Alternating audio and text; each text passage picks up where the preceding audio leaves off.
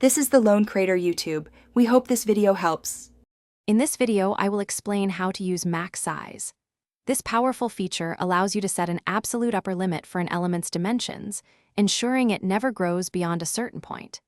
It's incredibly useful for maintaining consistent layouts and preventing content from overflowing, especially on larger screens.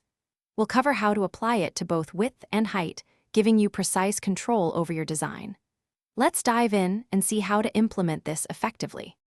Implementing max size is straightforward. You'll use the max width and max height CSS properties.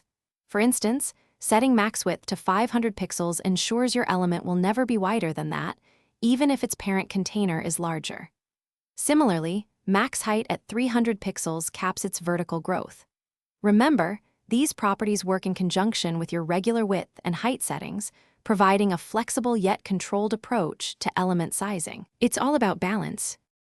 Max size has numerous practical applications. Imagine an image that needs to scale down on smaller screens but shouldn't stretch to an enormous size on a desktop.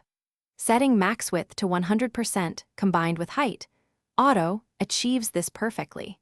You can also use max height for scrollable content areas, like a chat window or a long description, ensuring they don't consume the entire screen. It's a fantastic tool for creating adaptable and user-friendly interfaces.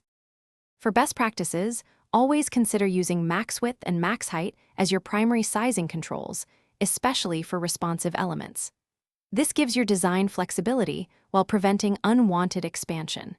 Remember to thoroughly test your layouts on different devices to see how your max size values behave. Also, be aware that padding and borders add to the element's total size, so factor those in. Using relative units often provides the most adaptable and future-proof solutions for your designs. Thanks for watching. Consider subscribing if we helped you.